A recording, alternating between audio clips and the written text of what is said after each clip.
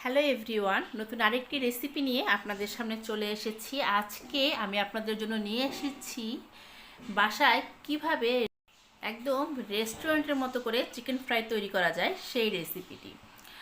Step by step আজকে আপনাদের সাথে এই রেসিপিটা আমি তুলে ধরেছি।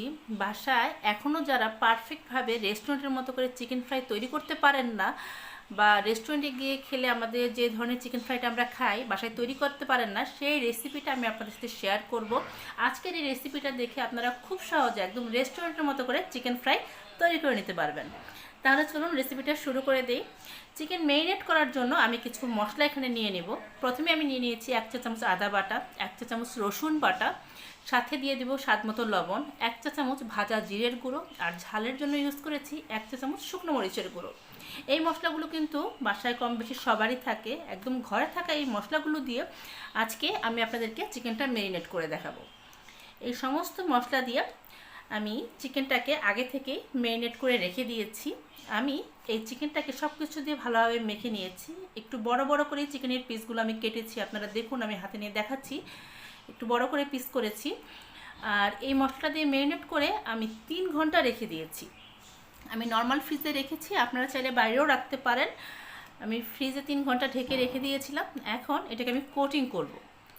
কোটিং করার জন্য এখানে একটা মিক্সিং বলে আমি নিয়ে নিয়েছি ময়দা।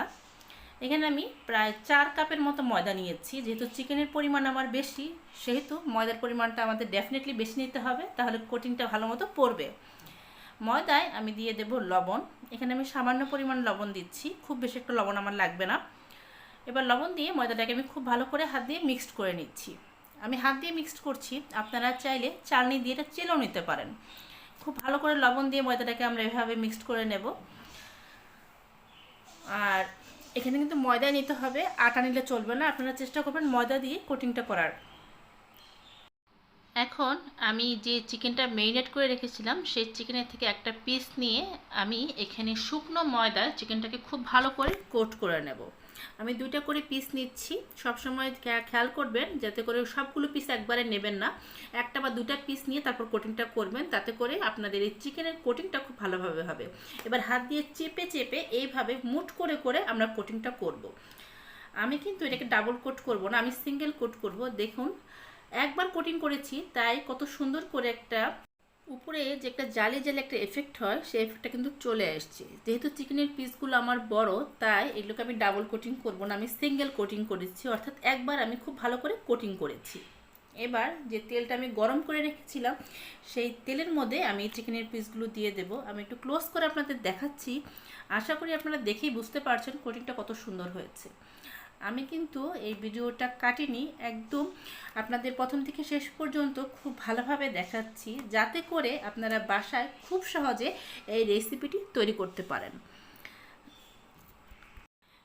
ভিডিওটি দেখে আপনারা নিশ্চয়ই বুঝতে পারছেন যে সিঙ্গেল কোট করলেও চিকেনের কোটিংটা কত সুন্দরভাবে হয়েছে।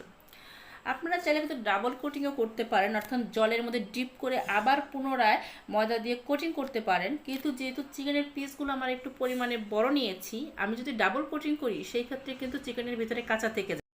তাই প্রত্যেকটা চিকেনই আমি সিঙ্গেলভাবে ময়দায় কোটিং করে নিয়েছি, খুব ভালোভাবে কোটিংটা করে নিয়েছি, তাতে করে একবারে আমার যে রেস্টুরেন্টে গিয়ে যে চিকেন ফ্রাইটা খাই সেই রকম কোটিং চলে এসছে।